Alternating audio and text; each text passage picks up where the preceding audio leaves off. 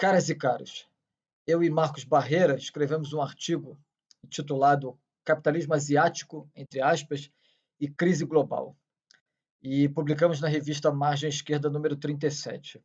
Essa revista ela tem um dossiê especial, né, sobre a China, e o nosso artigo ele foi publicado na parte propriamente dita dos artigos, após o dossiê, né, porque ele destoa bastante do tom que foi utilizado no dossiê, que é basicamente um elogio ao modelo de crescimento econômico chinês e também, né, uma mistura de socialismo evolucionista com nacional desenvolvimentismo.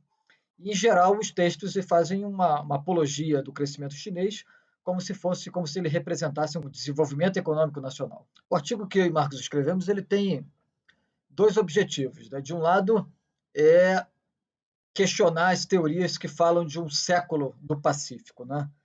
De que desde a década de 1980 nós estaríamos enxergando uma expansão do capitalismo para o Oriente. Isso caracterizaria uma nova hegemonia mundial baseada principalmente, né, nas economias asiáticas. No primeiro momento, isso foi apontado, né, como tendo núcleo no Japão. No segundo momento, a China foi enxergada como esse núcleo do século do Pacífico. O segundo objetivo é exatamente responder uma objeção que é regularmente feita à crítica do valor. A tese principal da crítica do valor é de que desde a década de 1970 nós vivemos uma crise estrutural do capitalismo. O capitalismo atingiu seu limite objetivo de desenvolvimento em virtude do fato de que sua dinâmica agora depende de um aumento da produtividade do trabalho que expulsa mais força de trabalho do que consegue ser empregada novamente no mercado. Ou seja, a ampliação da produtividade na esfera da produção, ela expulsa força de trabalho imediatamente do processo produtivo e, no entanto, a expansão do mercado ou o crescimento do mercado, quando ele existe, né, não consegue compensar e empregar novamente essa força de trabalho. A própria base, a condição de existência da lógica capitalista, ela é gradativamente removida. Ou seja, a capacidade de explorar trabalho de modo produtivo, e quando falamos de trabalho em modo produtivo, estamos falando de trabalho em termos substanciais, né? Trabalho produtor de valor, trabalho produtor de valor e de mais-valia, né? Essa base do capitalismo ela foi removida. Portanto, o capitalismo ele está levando ao extremo uma contradição, a sua contradição essencial, a contradição em processo, e isso está solapando a sua própria base. O que vivemos desde então é, portanto, o declínio do capitalismo, que é compreendido como um processo de longo prazo, né? Ou seja, a crise do capitalismo que nós enxergamos desde a década de 1970, ela representa exatamente o fim do período, né, de ascensão histórica do capitalismo. O capitalismo atingiu o seu limite de desenvolvimento objetivo no sentido de que ele ultrapassou, né, o ponto máximo de sua expansão. Agora nós vivemos um ciclo de declínio, de decadência do capitalismo. Essa tese ela foi basicamente desenvolvida pelo Robert Kurz em diversos textos, né? Acho que os mais importantes são A Crise do Valor de Troca e o mais popular de todos, né? O livro através do qual o Kurz ficou conhecido, que é O Colapso da Modernização, né? Que agora está fazendo 30 anos. Nesse livro, o Kurz apontava que o colapso do bloco soviético seria o segundo indício dessa crise estrutural do capitalismo. A primeira crise, o primeiro indício, né, era exatamente a crise do terceiro mundo que tinha ocorrido já nos anos 80. O Kurz, na verdade, ele adiantava o diagnóstico do colapso do bloco soviético, porque desde 1984 ele estava apontando para essa inevitável derrocada do bloco soviético em virtude de suas próprias contradições e de sua incapacidade de concorrer no mercado mundial com o centro do capitalismo.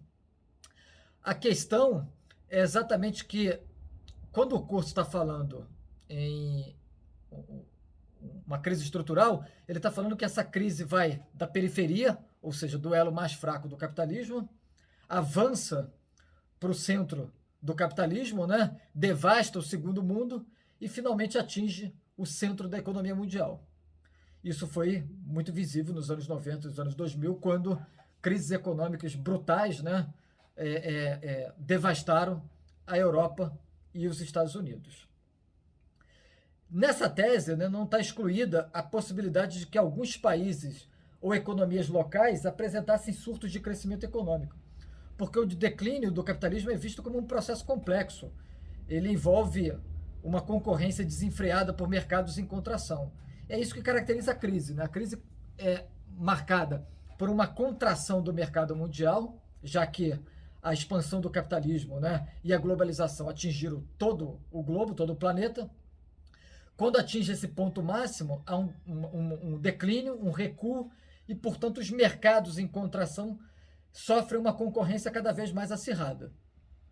Portanto, assim, a crise do capitalismo, a crise estrutural do capitalismo, a crise sistêmica do capitalismo não representa, né, uma diminuição da concorrência, uma diminuição da encarniçada luta, né, pelas grandes corporações por mercados, nem muito menos avanço tecnológico, né? Isso é uma tese que não existe, por exemplo, na teoria crítica do capitalismo. Isso é uma tese puramente schumpeteriana, a ideia de que o capitalismo entraria em crise no momento que as forças produtivas deixassem de se desenvolver. Isso não é uma tese marxista, né?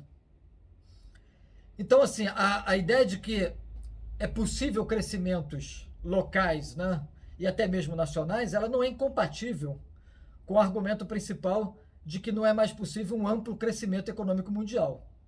Porque essa tese, a tese do colapso, da modernização, a tese da crise estrutural do capitalismo, ela indica que o que nós não temos mais é exatamente um crescimento mundial com integração econômica generalizada. Ou seja, uma expansão econômica que representa integração crescente das massas, né, da força de trabalho e, portanto, consumo em ampliação. A não ser que se invente histórias alternativas, esse diagnóstico parece se confirmar, porque nós vivemos um declínio mundial nas últimas décadas, com crescimento cada vez mais lento, ou mesmo regressão econômica em diversos países, né? Temos desemprego em massa e a produtividade aumenta, a produtividade do trabalho aumenta, né, enquanto o poder de compra mundial se reduz. Isso é muito visível, né? Entretanto, o impressionante crescimento chinês nas últimas 2 décadas parece desafiar essa tese. E muitas vezes, né, esse é o exemplo único que é utilizado como uma evidência empírica contra a teoria da crise estrutural do capitalismo. Aliás, nesse aspecto, né, a gente pode dizer que os defensores do capitalismo e os defensores do socialismo, eles se abraçam nessa tese, né? A China é um exemplo lançado contra a tese da crise estrutural do capitalismo, de que é possível ainda o desenvolvimento econômico nacional. Isso vale tanto para os defensores da economia de mercado, quanto para os defensores do socialismo com características chinesas. Mas essa argumentação, né, que utiliza a China como um exemplo isolado contrário à tese da crise estrutural, essa argumentação só faz sentido, primeiro momento, se nós tomarmos os números do crescimento chinês em termos absolutos. Ou seja, não considerarmos esses números impressionantes que a China apresenta em termos relativos. E ignorarmos a base de partida, né, que a China apresentou em seu desenvolvimento econômico, que explica o forte crescimento que a gente tem em cerca de 20 anos. Os números absolutos têm que ser mediados, não apenas pela teoria, mas tem que ser considerado em termos relativos. Essa argumentação também só faz sentido se nós isolamos a China do contexto global e explicamos a China por suas próprias forças, o que é impossível, né? Porque exatamente o grande crescimento econômico chinês está baseado numa abertura econômica e no grande influxo de capital internacional. Essa argumentação ainda, né, só faz sentido se nós ignoramos que o crescimento chinês ele não levou ao novo ciclo de crescimento mundial, embora tenha provocado alguns espasmos, né, em determinadas regiões do planeta, principalmente nos países exportadores de matéria-prima, né, por causa do seu apetite por commodity. Mas isso não representou a transformação da China numa locomotiva mundial. Tem alguns índices aí que são apontados, né, são apresentados, de que a China nos últimos 15, 20 anos teria representado 20, 30% do crescimento mundial. É óbvio, um crescimento cada vez mais reduzido em termos globais, né? O crescimento chinês ele se destaca em termos relativos. E é por isso sempre que é preciso colocar em termos relativos esse crescimento chinês. Essa argumentação também só faz sentido se nós ignorarmos que a industrialização chinesa ela levou a um processo de desindustrialização em outros países. O Brasil é um caso muito evidente nisso, né? E a expansão do assalariamento na China nos últimos 30 anos, né? Ele significou exatamente o desemprego em massa em outros países.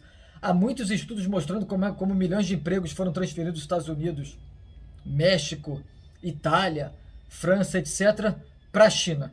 Tem até alguns estudos, né? Tem até reportagens, documentários, etc., que mostram como é que determinadas indústrias foram desmontadas inteiramente na Europa e elas foram remontadas na China.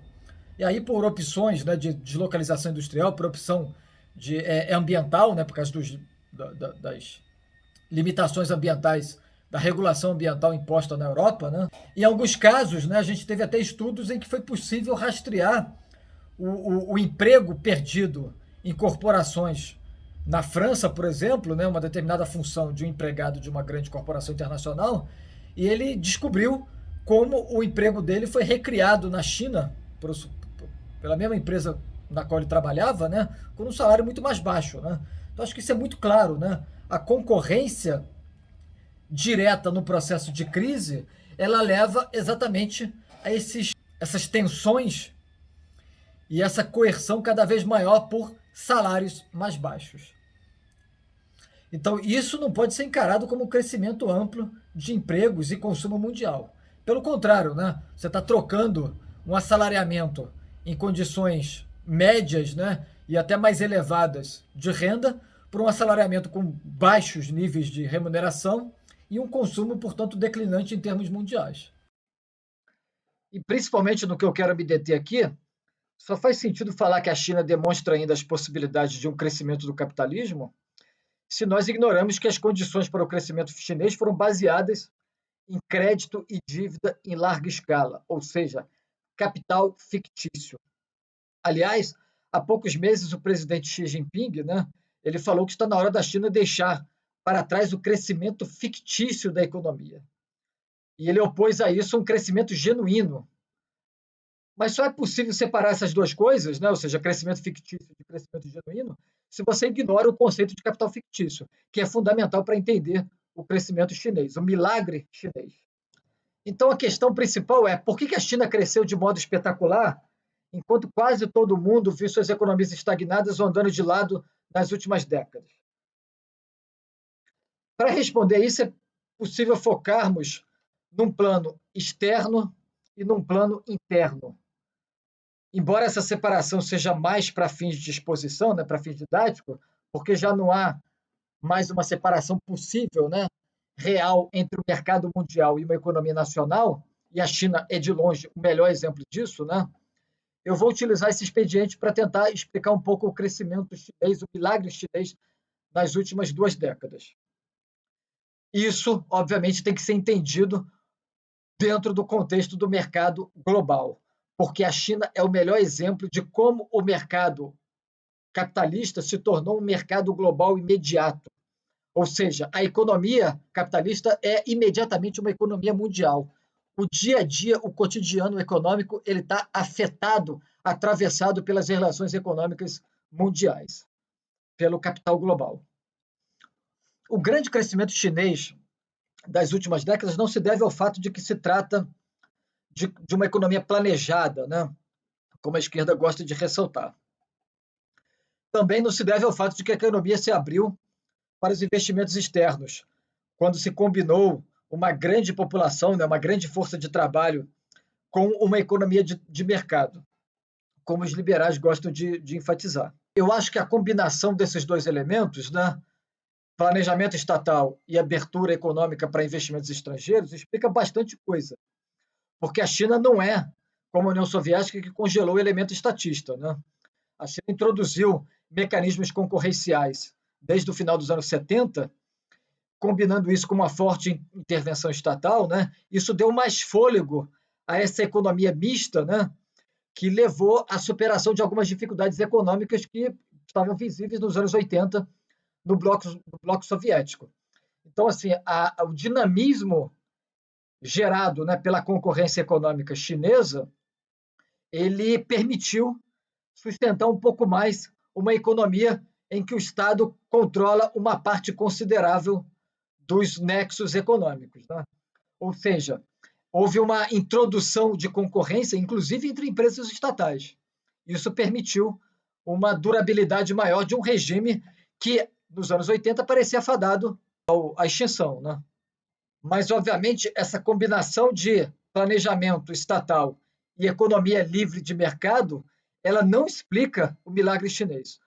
O milagre chinês precisa ser explicado em outros níveis. O grande crescimento chinês se deve ao fato de que a sua economia se encaixou de modo complementar, secundário, no circuito deficitário do Pacífico, quando o Japão se tornou o principal fornecedor de mercadorias e o principal financiador da economia norte-americana. Então, a China, ela se encaixou nesse sistema de exportação de mercadorias do Japão para os Estados Unidos e de financiamento japonês da dívida norte-americana. Isso permitiu à China se expandir. Só que quando a China recebeu investimentos externos e estava atrelado a esse circuito durante 2 décadas, os anos 80 e 90, era o Japão que se destacava. Mas o Japão se afundou numa estagnação que nunca mais conseguiu sair nos anos 90. E aí a China, na virada do milênio, ela substituiu esse papel que antes era cumprido pela economia japonesa. O que acontece aqui é que a China se torna o maior parque industrial do mundo, substituindo, portanto, o Japão nesse papel. Se torna o maior fornecedor de mercadoria para os Estados Unidos e alimenta o maior mercado consumidor do mundo, ou seja, o mercado norte-americano. Por outro lado, os Estados Unidos sustentam a sua economia através do endividamento, e o maior financiador da dívida pública norte-americana passa a ser a China, substituindo exatamente o Japão, que teve esse papel no final dos anos 70, início dos anos 80 e ainda um pouco nos anos 90, embora já em declínio por causa da sua estagnação secular. Então, o que no final das contas é o circuito deficitário do Pacífico. A maior economia do mundo, ou seja, os Estados Unidos, em crise desde a década de 1970, sustenta o seu consumo doméstico à base de dívidas. E esse consumo doméstico é financiado pelo seu maior fornecedor de mercadorias, a China. Por outro lado, a maior economia produtora de mercadorias do mundo, a China, depende do mercado consumidor norte-americano para sustentar as suas exportações e financia a compra desses produtos. Ou seja, em linhas gerais, o circuito deficitário do Pacífico é a expressão de uma desconexão profunda, histórica, uma mudança histórica fundamental. Ela marca a originalidade da nossa época de crise, em que já não há mais uma relação entre a capacidade de produção de mercadorias e a capacidade de consumo. Ou seja, o maior mercado consumidor do mundo não é mais o maior parque industrial. O maior parque industrial do mundo não tem mais o mercado consumidor à altura da sua produção de mercadorias. Isso é obviamente inédito na história do capitalismo. No século XIX, por exemplo, a Inglaterra, que foi a maior economia industrial do mundo, a maior economia do planeta, ela, apesar de ser o maior parque industrial do mundo, ela tinha saldo comercial negativo com boa parte do mundo. Ela teve uma balança comercial negativa em boa parte do século XIX. Por que isso? Porque ela consumia muito mais do que exportava em termos de mercadoria. Óbvio, ela compensava esse afluxo, né, de dinheiro pela entrada de recursos por meio de juros, lucros, etc., por causa da exportação de capitais. Então, o seu balanço de pagamentos era positivo, mas a balança comercial inglesa era negativa exatamente por causa do seu mercado consumidor. Mesmo que os operários vivessem com salários de fome, a produção, a quantidade de riqueza abstrata produzida nas indústrias inglesas significava poder de compra mundial. E isso estava nas mãos de uma classe média em ascensão e de uma elite extremamente rica, que exatamente explorava essa força de trabalho. A mesma coisa ocorreu com os Estados Unidos ao longo do século XX. Os Estados Unidos se tornou a maior potência industrial, substituindo a Inglaterra, e também o maior mercado consumidor mundial. Só que, graças ao contexto histórico, né, de destruição provocado pela Segunda Guerra Mundial, os Estados Unidos foi também um grande exportador de mercadorias e de capitais. Só que a partir dos anos 70, ele se tornou um grande buraco negro em termos de consumo mundial. E ele precisou ser financiado, porque já era a expressão da crise estrutural do capitalismo. Então, a partir dos anos 70, uma dimensão que era essencial do capitalismo até então, ou seja, a relação imediata, né, entre capacidade de produção e capacidade de consumo em termos nacionais, foi rompida. Agora nós não temos mais isso. O maior mercado consumidor mundial fica nos Estados Unidos. A maior indústria do mundo fica na China. Isso é uma economia global. Isso é uma economia que não pode ser mais explicada em termos nacionais. Isso é uma economia em crise, porque o próprio fluxo monetário ele depende da natureza das economias nacionais. O que nós temos aqui é um aparente paradoxo, que se deve a essa interdependência global. A economia chinesa está integrada à economia norte-americana e vice-versa. Um historiador econômico conservador já até cunhou a expressão, né, uma expressão ruim, mas que faz sentido, né, que é chimérica, que é exatamente essa integração entre o mercado consumidor americano e a produção industrial chinesa. É claro que isso, em termos econômicos nacionais, é insustentável, né? Uma economia não sobrevive, em termos nacionais, apenas da exportação, porque senão uma parte considerável de sua população fica fora, fica excluída dos ganhos do processo econômico. Então, por isso, esse mecanismo ele só se sustenta graças ao papel do capital fictício. Como a economia norte-americana é gradativamente incapaz de produzir riqueza, para consumir riqueza, ou seja, para continuar consumindo riqueza, ela emite constantemente dívida. Essa dívida, por um lado, é financiada pela China, por outros países também, né? O Japão ainda tem uma importância muito grande nesse aspecto. Esses países eles garantem o fluxo monetário para escoar a produção que está sendo produzida exatamente na China, as mercadorias que estão sendo produzidas na China. Então, por um lado, nós temos um mercado nacional que produz muito mais do que é capaz de consumir. Isso, obviamente, se não tiver um mercado externo, essa indústria desaba. De outro, nós temos uma economia que consome muito mais do que é capaz de financiar, capaz de gerar em termos econômicos, em termos de riqueza abstrata capitalista. Portanto, precisa se endividar. Esses mecanismos se conectam em termos globais. E por isso eles são complementares. Não é possível explicar a economia chinesa sem a economia norte-americana. Não é possível explicar a produção chinesa sem o consumo norte-americano. Não é possível explicar o consumo norte-americano sem o financiamento da dívida pública norte-americana. E não é possível explicar o financiamento da produção chinesa sem o endividamento sistemático, tanto dos Estados Unidos quanto da própria China. O que é o circuito deficitário do Pacífico? Vamos utilizar aqui um exemplo concreto, né? Aleatório, o ano de 2016. Nós temos, de um lado, a economia norte-americana, de outro, a economia chinesa. Ano de 2016. Nesse ano, a China exportou para os Estados Unidos uma tal quantidade de mercadorias que, no final, o saldo comercial, né, o saldo comercial bilateral entre esses países foi de 347 bilhões de dólares. Ou seja, o saldo comercial positivo da China nas suas trocas com os Estados Unidos foi de 347 bilhões de dólares. Portanto, isso aqui representa o déficit comercial dos Estados Unidos. Só que nesse mesmo ano, os Estados Unidos, né, conseguiram continuar vendendo títulos da sua dívida pública para os chineses, ou seja, a China comprou títulos do Tesouro norte-americano, financiou o Estado americano e, exatamente nesse momento, em 2016, nós tínhamos um total de 1,4 trilhão de dólares em títulos do Tesouro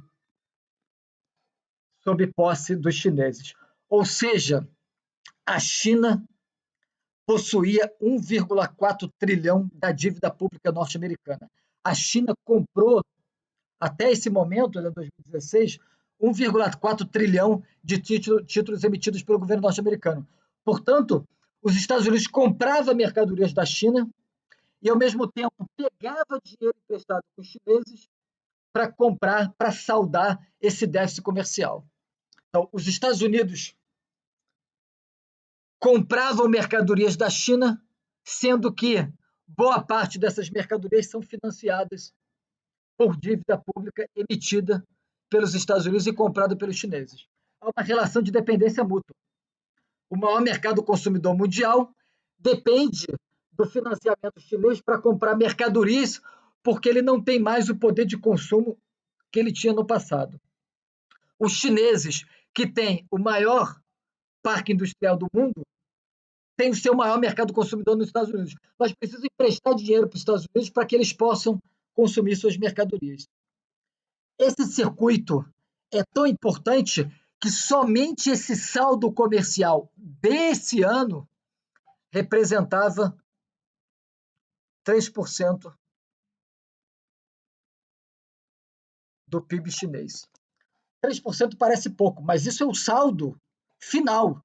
A gente está falando aqui de uma venda muito maior de mercadorias, de um investimento muito maior para produzir essas mercadorias, de infraestrutura, de emprego gerado, ou seja, todo um contexto produtivo para chegar nesse volume gigantesco que são 347 bilhões de saldo positivo na balança comercial entre China e Estados Unidos.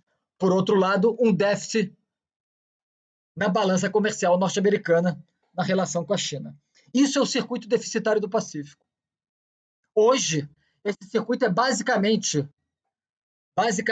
estabelecido entre Estados Unidos e China, mas ele permanece como Estados Unidos e Japão, em termos secundários. O Japão caiu de posição. E ele aparece para vários outros países também, porque os Estados Unidos é o maior consumidor mundial. E ele consome graças ao endividamento constante. Isso é o circuito deficitário do Pacífico, que é o maior circuito deficitário do mundo, que sustenta a aparência de normalidade da economia mundial. Porque nós temos, de um lado, uma grande indústria que não tem mercado consumidor. De outro lado, um grande mercado consumidor que não tem uma grande indústria, uma grande capacidade de financiamento. E eles se completam em termos globais. Eu estou pegando, obviamente, um exemplo esporádico, 2016. Só que no último mês, nós tivemos o maior saldo comercial da China em relação aos Estados Unidos. Esse sistema continua funcionando. Isso é o circuito deficitário do Pacífico. E esse circuito é o que alimenta, por exemplo, o sistema financeiro norte-americano. Sistema financeiro que produz bolhas, né, as bolhas do mercado de ações, como ocorreu no final dos anos 90 e início dos anos 2000, a bolha da nova economia. Produz bolha do mercado imobiliário, como aconteceu nos anos 2000, e que explodiu em 2007 e 2008. Ou seja, esse sistema de financiamento global, financiamento basicamente sustentado pela China, ele alimenta não apenas o Estado norte-americano e o sistema militar norte-americano, o complexo industrial militar norte-americano, mas ele alimenta também o consumidor individual norte-americano, porque ao produzir uma liquidez que gera essas bolhas, né, nos mercados financeiros, isso produz um efeito renda sobre a população.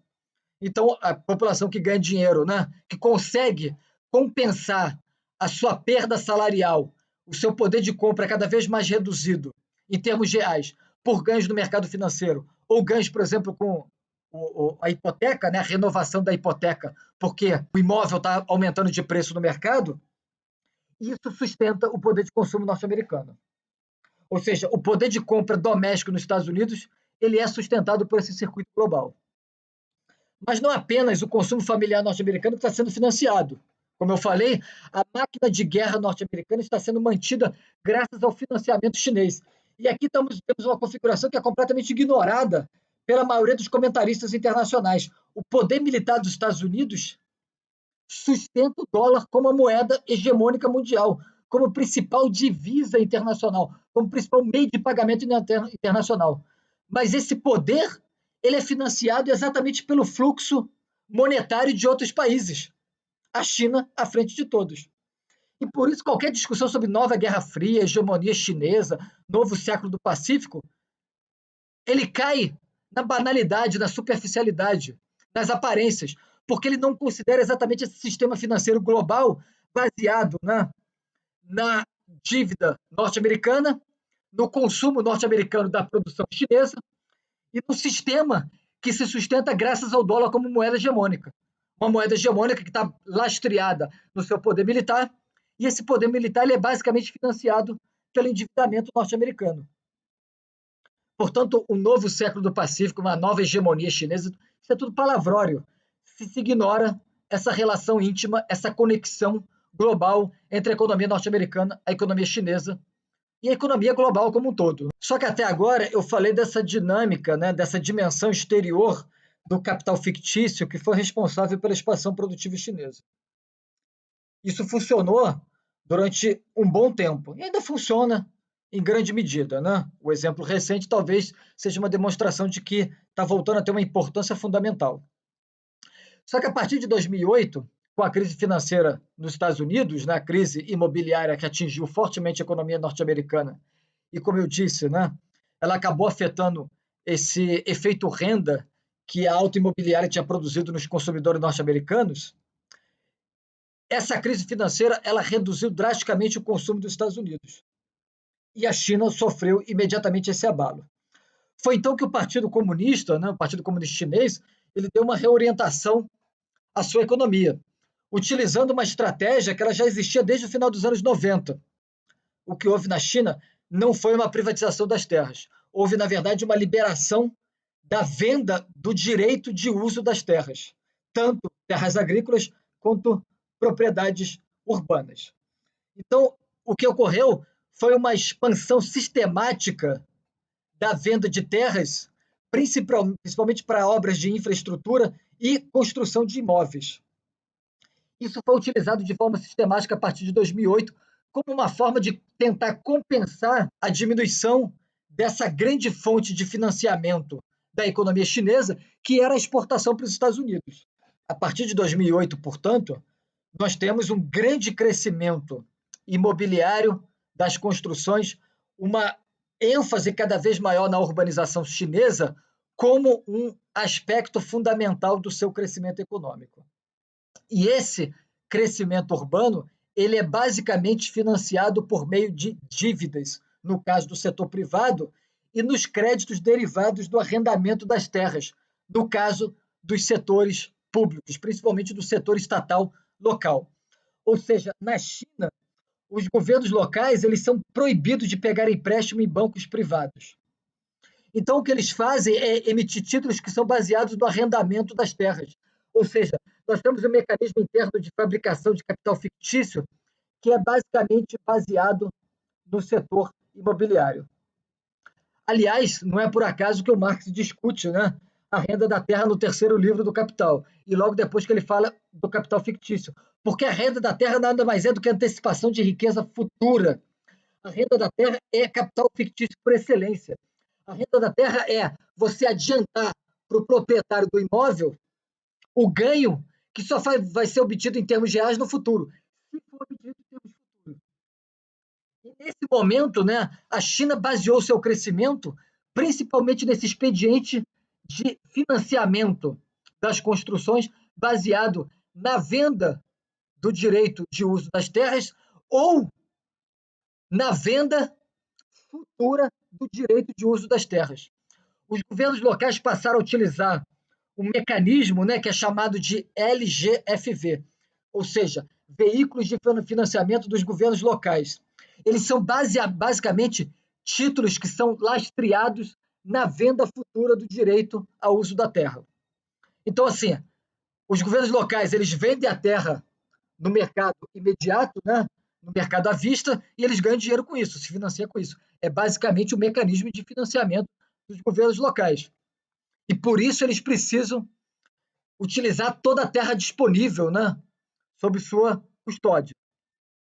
Mas chegou a determinado momento que esse mecanismo era tão importante e não se tinha a venda imediata das terras ao volume que era necessário, eles começaram a emitir títulos baseado na venda futura das terras, ou seja, a gente não vendeu essas terras aqui, mas provavelmente no futuro vai ser vendido porque a produção da infraestrutura urbana imediata, ela vai produzir uma demanda no futuro. Então, novas pessoas, novos investidores vão vir comprar essas terras no futuro. Então, nós vamos vender essa terra no futuro, mas não agora. Só que a gente já pode emitir títulos baseados nessa venda de terra futura. Esses LGFVs, eles se tornaram um mecanismo fundamental para o financiamento dos governos locais chineses, ou seja, das províncias e das cidades. Recentemente, o Goldman Sachs, vou deixar aí a referência para vocês, né? O banco, a instituição financeira de Wall Street, que tem um vínculo muito estreito com o governo chinês. Por quê? Porque recentemente o Goldman Sachs fez uma joint venture, né? Um acordo, uma parceria público-privada com o ICBC, o principal banco estatal chinês e o maior banco do mundo atual, para gerir a fortuna dos comunistas chineses. Então, o Goldman Sachs, que tem uma relação muito íntima com a China, né, avaliou que hoje o mercado de LGFV, ou seja, veículos de financiamento de governos locais, ele equivale a algo em torno de 8,2 trilhões de dólares, ou seja, mais ou menos 52% do PIB chinês. Uma boa parte disso são veículos de financiamento baseado na venda futura do direito de uso da terra. Metade do PIB chinês hoje está espelhado em dívidas futuras, dívidas estatais, dívidas dos governos locais. Uma parte considerável delas, dívida ligada à produção imobiliária, à produção urbana. Foi exatamente isso, a partir de 2008, que explicou o grande boom da construção da China, que a gente poderia apresentar aqui em diversos exemplos. Quais são esses exemplos? Hoje, cerca de 25% do PIB chinês depende do setor imobiliário. Algumas instituições financeiras estimam até mais de 30%. Só os passivos, por exemplo, da Evergrande, da China Evergrande, né? Aquela imobiliária, aquela incorporadora que está com problemas econômicos, ela corresponde a 2% do PIB chinês. Há alguns anos, cerca de 10 anos atrás, uma pesquisa indicou que havia pelo menos 64 milhões de imóveis, casas e apartamentos vazios na China, ou seja, um excesso de imóveis que não são utilizados, uma capacidade ociosa gigantesca do setor imobiliário. E como é que essa pesquisa foi feita, né? Eles pegaram, por exemplo, o consumo energético na China, as contas de luz na China, e pegaram aqueles imóveis que estavam há mais de 6 meses sem nenhum consumo zero. E aí estimaram isso em 64 milhões. Eu vou deixar aqui disponível a fonte dessa informação. Mas existem dados mais recentes que estão apontando entre 80 e até 100 milhões de imóveis vazios na China, o que é uma coisa assustadora, né? Impressionante. Também foi feita uma estimativa, alguns anos atrás, de que as novas habitações, né, e os novos distritos que foram construídos na China, eles poderiam receber, no total, cerca de 3,4 bilhões de pessoas. Ou seja, isso no momento em que a China já passou o seu pico de imigração. Seria uma coisa extraordinária, né? Impressionante. A China teria que dobrar, quase triplicar o seu tamanho para conseguir ocupar toda essa estrutura que foi gerada por esse financiamento absurdo. Há cerca de 10 anos atrás, os investimentos imobiliários chineses, né, os investimentos imobiliários na China, para ser mais preciso, eles correspondiam a 25% de todo o investimento externo direto do país. Ou seja, a dinâmica imobiliária, ela não estava captando apenas os recursos internos, né, essa bomba de capital fictício interna. Ela estava também gerando, né, um mecanismo de sucção de investimento internacional. Ou seja, fluxo financeiro global se conectando à produção imobiliária chinesa para gerar esse ciclo de crescimento urbano absurdo, monstruoso. E claro, né, o exemplo mais conhecido de todos, que agora é citado por todo mundo, né, ficou famoso depois que o Bill Gates se referiu a isso no livro, é de que em cerca de 3 anos, né, na verdade um pouco menos de 3 anos, a China consumiu mais concreto do que os Estados Unidos em todo o século XX. Isso há cerca de 10 anos atrás. Ou seja, a maior economia mundial, a economia que destruiu praticamente 90% de suas florestas, uma economia baseada na suburbanização em massa, como a norte-americana, a China conseguiu superar essa produção gigantesca em apenas 3 anos. E o engraçado disso é que no dossiê da revista Margem Esquerda, né, isso foi apresentado como um dado positivo. Isso é, obviamente, uma monstruosidade em termos ambientais, mas foi apresentado de modo positivo, como é a capacidade produtiva chinesa, né, o desenvolvimento das forças produtivas. E eu estou usando exemplos até agora, tipicamente econômicos, né? Mas os impactos sociais disso é que são os mais graves de todos. Nesse processo de investimento urbano, imobiliário, de investimento em infraestrutura pesadíssimo, a China removeu milhões de pessoas nas últimas 2 décadas. Existem algumas estimativas de que apenas para os Jogos Olímpicos de Pequim houve a remoção de mais de 2 milhões de pessoas. Para a construção da represa de Três Gargantas, né, que é uma das maiores obras da história da humanidade, mais de 3 milhões de pessoas foram removidas. A China devastou as suas cidades históricas, o seu patrimônio histórico. Em 1958, Pequim tinha 8 mil edifícios históricos. Em 1998, só restavam 78 prédios históricos em Pequim. Ou seja, a tábula rasa, né, que é exatamente o que caracteriza a produção burguesa, que não tem limite natural, que não tem limite concreto, a abstração real do fim em si mesmo da lógica da mercadoria, que no caso chinês se transforma, né, numa urbanização como um fim em si mesmo, exatamente para gerar cada vez mais crescimento, ela não vê limite econômico, ambiental, social. Isso é a devastação provocada pelo investimento pesado no setor imobiliário, no setor de infraestrutura.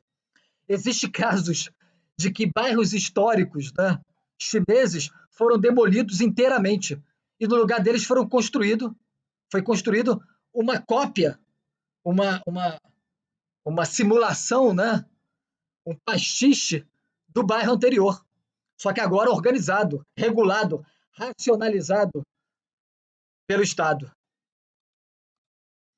E claro, né, a gente poderia citar os diversos problemas ambientais aí, mas isso sim, isso por si já daria motivo a uma outra discussão, que eu não vou entrar em detalhes aqui. Então, a partir de 2008, o circuito deficitário do Pacífico, que é fundamental para entender o funcionamento da economia chinesa, né, o crescimento milagroso chinês, ele foi acompanhado de um mecanismo interno de bombeamento de capital fictício, que é basicamente estruturado no financiamento imobiliário, financiamento da infraestrutura, produção do espaço urbano. Mas isso, que a intenção era exatamente produzir, né, uma dinâmica voltada ao mercado interno, não conseguiu compensar a quebra do consumo norte-americano em 2008. Por mais que a China tenha voltado as suas forças, né, para esse investimento pesado em infraestrutura e no setor imobiliário, isso não compensou a queda no mercado consumidor norte-americano. Ou seja, não houve substituição do mercado externo pelo mercado consumidor interno. O resultado foi a construção de uma infraestrutura cada vez maior, cada vez mais gigantesca, ociosa, capacidade excedente para todos os lados. Isso levou à superacumulação de meios de produção em diversos setores da economia, sem falar novamente dos danos ambientais, né? Como esse mecanismo não gerou uma dinâmica autossuficiente de consumo, ele virou um círculo vicioso. E agora o governo central está tentando impedir que as províncias locais continuem a emitir esses veículos de financiamento, construir e se endividar eternamente. Eles estão tentando desarmar a bolha imobiliária que eles construíram exatamente quando tiveram que compensar a queda do consumo externo que era demandado pelos Estados Unidos. Nos últimos anos, a intervenção cada vez maior do governo chinês, ele representa exatamente essa tentativa de desinflar uma bolha imobiliária que foi produzida internamente, e não uma nova incursão do Estado, né, expropriando capitalistas, um novo intervencionismo estatal voltado à construção do socialismo, ou uma nova dinâmica do socialismo chinês que está levando à expropriação da propriedade privada e acelerando o rumo para o socialismo. Isso é tudo ideologia gerada pelo próprio Partido Comunista. Isso é tudo verniz ideológico para falar de um processo que é realizado em todo o mundo, que é o salvamento, né, para sustentar as operações de salvamento da dificuldade produzida pelo capital fictício. Ou seja, salvar as instituições financeiras que estão em dificuldades cada vez maiores. Salvar a economia que está sofrendo com os ativos podres, ativos tóxicos, com dívidas empilhadas em cima de dívidas que não se realizam. É claro, do ponto de vista da produção concreta, da produção material, esse grande investimento realizado, né, no setor imobiliário, no setor de infraestrutura, a partir de 2008, ele aparece de um ponto de vista, entre aspas, concreto, imediato, né, superficial, material, como uma grande construção da infraestrutura nacional. Isso parece, aos olhos de uma teoria que não consegue mais separar os vínculos, né, os elementos, as dimensões abstratas e concretas na forma fetichista do capital, e por isso fica entusiasmado com essa superfície aparentemente muito produtiva, muito rica da produção imobiliária. O que nós temos hoje é cada vez mais uma prisão do pensamento de esquerda ao lado material do capital.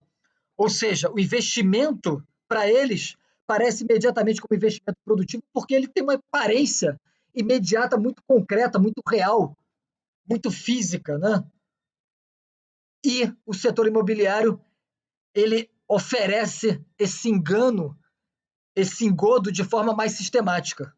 E não é por acaso, né, que o keynesianismo ele é enfeitiçado, entusiasmado com a produção de infraestrutura, porque isso parece a coisa mais produtiva de todas, sem dar conta da dimensão abstrata que é a produção de riqueza, que sustenta a dinâmica capitalista, e principalmente, né, sem dar conta da dimensão ambiental que resulta essa produção absolutamente irracional, indefinida de infraestrutura. Em síntese, o crescimento chinês ele é baseado em capital fictício. Capital fictício externo, que é o circuito deficitário do Pacífico, ou seja, a China ajuda a manter, né, a levar a fuga para frente da dinâmica da própria crise capitalista, impedindo um colapso global, exatamente porque a maior potência do mundo, em termos de consumo, não consegue mais se manter, mas a China financia essa potência. E nós temos, por outro lado, uma bomba de capital interna que é exatamente gerada por esse arrendamento, essa venda de direitos de uso da terra, venda de direitos futuro, inclusive, né? Capital fictício na veia sendo injetada na dinâmica do crescimento chinês. Isso tudo é o milagre chinês numa síntese muito, muito breve. A partir daqui, a gente pode comentar alguns pontos, né, muito específicos que se desdobram dessa discussão. Então, o primeiro assunto que a gente pode tratar, né, para deixar de forma mais evidente, é, por exemplo, o mercado consumidor chinês. Inclusive, do dossiê da Boitempo, né, tem um artigo que fala que o maior mercado consumidor do mundo é o chinês. Isso é falso. Isso é um dado equivocado. Ele está pegando a população em geral.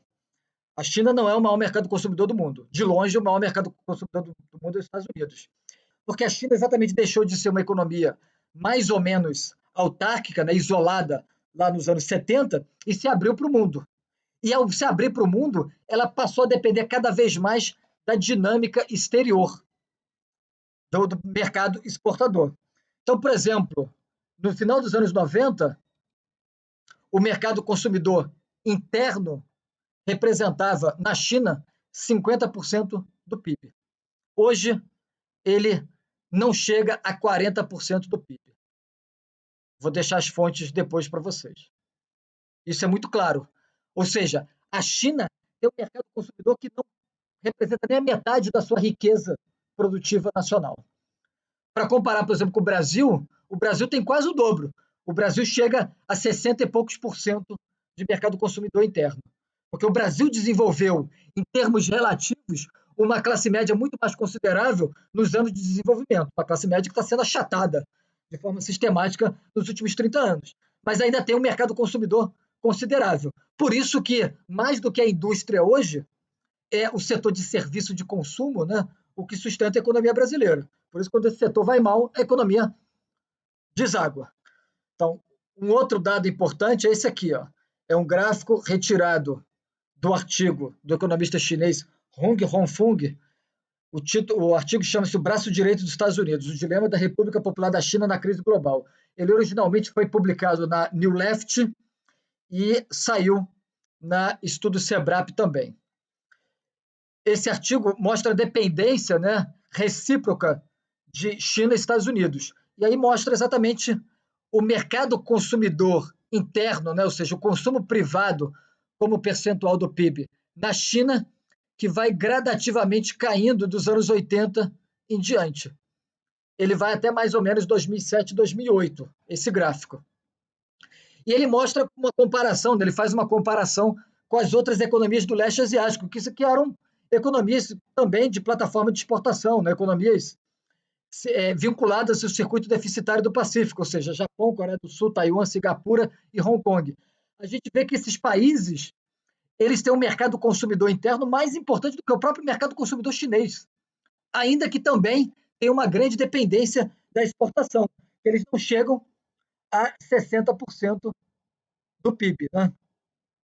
Na média de todos eles. Ou seja, se a gente comparar a China com o Japão, a China com os tigres asiáticos, a China está muito, muito mais baixo, né, em termos de consumo privado, consumo interno. A China depende muito mais da economia global para se sustentar. E isso foi um fracasso nos últimos 10, 13 anos, exatamente quando o governo tentou criar um mercado interno para compensar a queda da importação americana. Agora vamos pegar outro exemplo aqui, né? Vamos comparar a China com o seu principal mercado consumidor, que é os Estados Unidos. A população da China é de 1,4 bilhão de pessoas atualmente, né?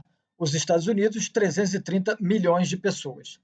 Isso não é o mercado consumidor, a gente nunca pode tomar o mercado consumidor como idêntico, né, à população em geral. Por isso que é preciso colocar aqui exatamente o poder de compra de cada uma dessas pessoas, né? Sintetizado em termos nacionais. Então, vamos ver aqui o consumo das famílias. Olha isso. O consumo das famílias na China é de 5 trilhões. É a bolinha vermelha ali. 5 trilhões de dólares. Consumo anual realizado pelas famílias chinesas. E o consumo das famílias norte-americanas é de 13 trilhões de dólares. Ou seja, a China possui uma população 4 vezes maior do que a dos Estados Unidos, mas ela apresenta um consumo interno que é menor do que a metade do consumo interno norte-americano. Portanto, para sustentar essa economia, ela precisa de fontes de consumo externa, mercado consumidor externo, a não ser que provoque uma grande transformação em sua sociedade. E essa transformação não vem ocorrendo. Pelo contrário, a China está gradativamente perdendo, né, em termos de crescimento econômico. O crescimento chinês saiu de 14% ao ano, né, em 2007 para 6,9%, né, menos de 7%, caiu menos da metade em 2019, antes mesmo do coronavírus. Isso é uma desaceleração brutal da economia chinesa. Ou seja, isso tudo resume o circuito deficitário do Pacífico. A China depende do consumo externo, principalmente do consumo dos Estados Unidos, mas esse consumo é sustentado pela dívida, por dívida que tem considerável financiamento feito pelos próprios chineses. O outro ponto importante derivado de toda essa discussão é a aceleração da dívida chinesa, né? A dívida chinesa não é a maior do mundo em termos absolutos. Essa honra cabe aos Estados Unidos. A dívida chinesa não é a maior do mundo em termos relativos. Essa honra cabe aos japoneses. Só que a China é de longe a maior economia do mundo que mais se endividou em termos acelerados, ou seja, que apresentou o endividamento mais rápido do mundo. Em 15 anos, a relação da dívida com o total do PIB, né, ela duplicou, ou seja, a dívida total da China em todos os setores da economia, né, setores privados, corporativos, setor privado, doméstico, setor público, ela duplicou em menos de 15 anos e atingiu hoje 260% do PIB. Vou pegar aqui a informação do IBGE da China, né? O Centro Nacional de Estatísticas Chineses, e a gente pode observar aqui exatamente isso, né? Nós temos aqui, está em tradução imediata para o português, né? Porque está em mandarim. Nós temos, né? A dívida do setor financeiro, dívida do setor do governo central, dívida dos setores corporativos não financeiros, dívida do familiar, e lá em verde, essa linha máxima ali, chegando a 265% nesse ano, atualmente, nós temos a dívida total chinesa, ou seja, dívida privada, dívida pública, dívida corporativa, dívida do governo, dívida familiar. 265% do PIB. Vejam a escalada dela desde 2008. Em 2008, era de 141%. Foi muito rápida essa escalada de endividamento sistemático.